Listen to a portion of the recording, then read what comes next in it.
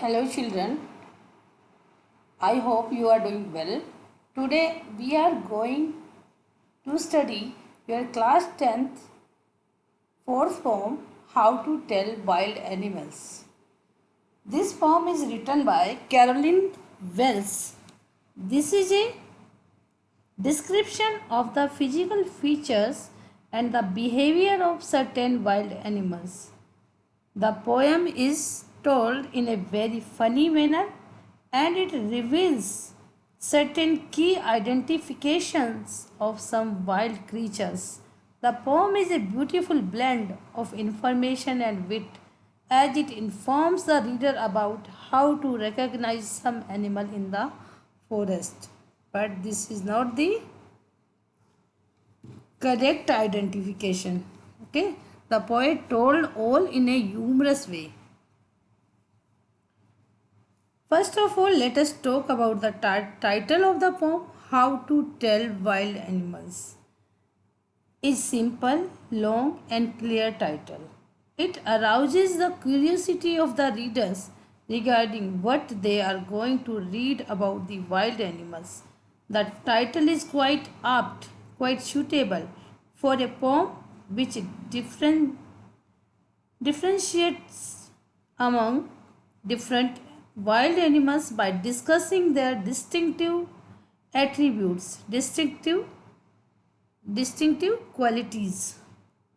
The contents of the poem are well contained in the title, but the author does not make the title catchy, nor does she give a clue to the element of humor in the poem. Let us see the poem stanza by stanza. Let us see the first stanza of the poem. It goes like that.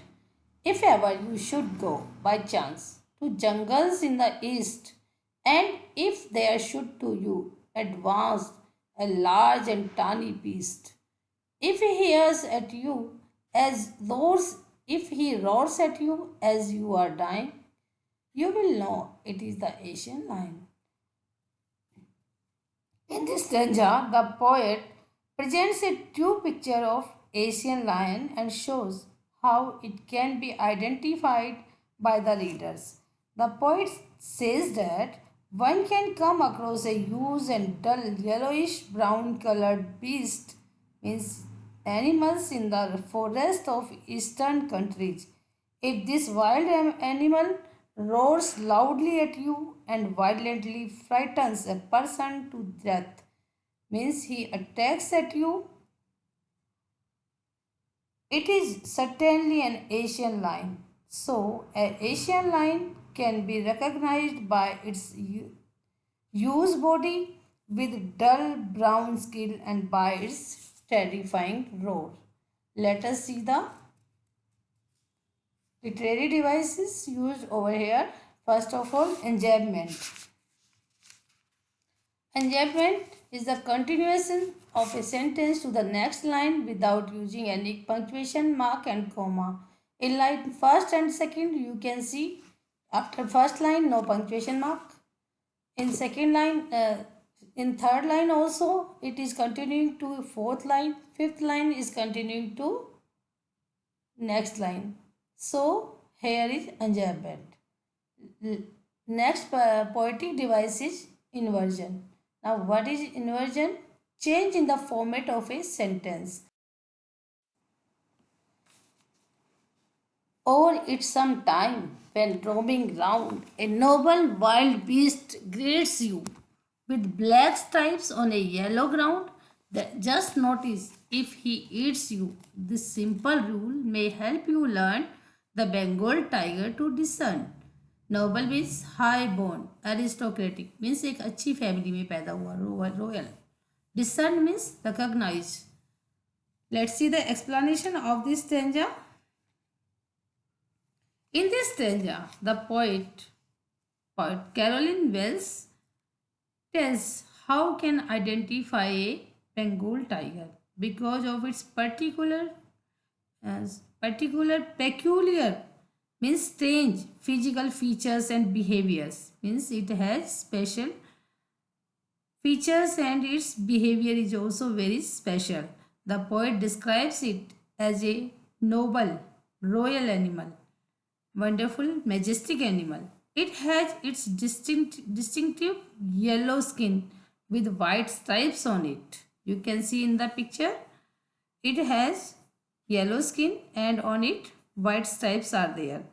Moreover, a person can know that it is a Bengal tiger if it tries to eat up the person.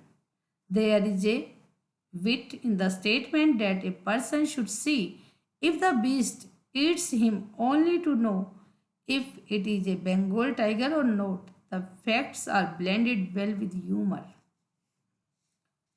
Let us see the poetic devices used over here. First of all, let us see the rhyming scheme. ABA, PCC is followed here. You see round, ground rhyming, you are rhyming, learn and discern are rhyming. So, let us see the third stanza of the poem. If strolling forth a beast you view, whose hide here means skin of an animal, which sports is peppered. Peppered means covered. Okay, covered with spots. As soon as he has leapt on you, leapt. This is the wrong spelling, but the poet has a poetic devices to use, poetic license to use this type of word. They can break word. They can use word in their own way to rhyme the poem. So here, what is the spelling of leapt? Leapt. But here is used lept. You will know it is the leopard. It will do no good to roar with pain. He will only lap and lap again. Lap and lap spelling is also wrong. Leap, that is leap. So let us see the strolling here means walking casually forth means forward. Let us see the explanation. The stanza describes the appearance and habits of a leopard here. The poet comes out with an accurate description of the distinctive body of a leopard which has dark spots on its light colored body. The spots on the body make a peppered pattern. The leopard can be easily identified because of the spotted skin and because of its habit of leaping on the person it faces. Means when a person comes in front of him, he will leap on him. It is his habit. The poet takes liberty with language, means he is using language according to his own to give rhyme. If when you are walking around your yard, you must meet a creature means animal there, who hugs you very, very hard. Hard means here tight. Be sure it is a bear. If you have any doubt, I guess he will give you just one more cares. Cares means a gentle touch. Yard means backyard or the lawn area of a house. Let us see the explanation. The stanza describes the behavior of the bear. The poet makes no statement about the appearance of a bear and emphasizes on its behavior here. A person may come across a bear while strolling, means while walking, while taking a walk in a courtyard. He and she can know at once that it is a bear if it gives him or her a tight, strong, and friendly hug. It will fondle and embrace a person till the person is assured of its identity as a bear. Because of its famous bear hug, means the bear is very famous in hugging a person. The poet humorously uses the word cares for the slap or sweat of the bear to use the symbol of love to go with hug. Both the hug and the cares of the bear are dangerous for the person whom he hugs. Let us see the poetic devices used over here. Rhyme scheme is ABABCC. Yard, hard are rhyming. There, bear are rhyming. Guess, cares are rhyming. Let us see the next stanza. Though to distinguish beast of prey in a wise might non plus, the crocodile always may tell from the hyena thus. Hyena come with merry smiles, but if they weep, they are crocodiles. Distinguish means differentiate, means antar karna. Beast of prey, any animal that hunts other animals for food. Novice means someone new to a job. Non-plus means be confused. Here in this stanza, the poet presents a comparison between the behavior of a hyena and of a crocodile. Even a novice means new, who doesn't know about these animals, has no knowledge about beasts, can identify them from their different habits. A hyena, while gobbling its prey, means while eating its prey, seems to be flying, smiling.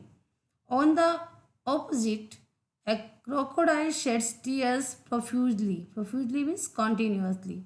The smiling and the weeping face will make it certain that the animals are hyena or a crocodile. The poet continues the humorous tone as the hyenas never smile happily, or are the tears of crocodile genuine. Let's see the literary devices used over here. Rhyme scheme is the same. A, B, A, B, C, C. Pray, may are rhyming. Non plus thus are rhyming. Smiles and crocodiles are rhyming. Next poetic device used over here is alliteration. Use of consonant sound N. Novice non plus. Use of the sound the thus. Here is alliteration. Enjayment used over here too. So let us see the next stanza. It's last stanza of the poem.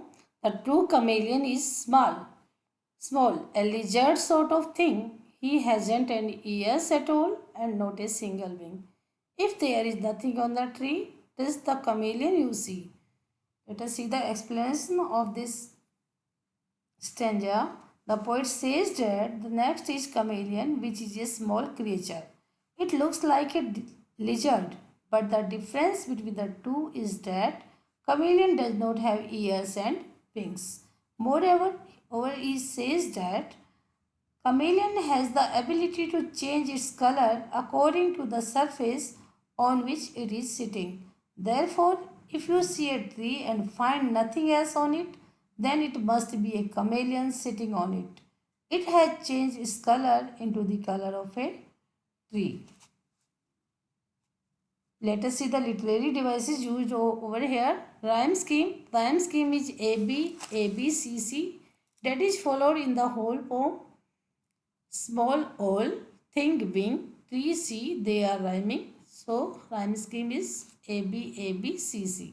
Alliteration is used over here. Use of S sound, he has it in third line, that is alliteration. Consonant sound is also there. Consonants figure of speech, that is use of G sound in single wing. In the fourth line you can see. So children, that is all about the poem. In this poem, the poetess gives us both informative as well as humorous description of the wild animals. The poet has couched factual description in a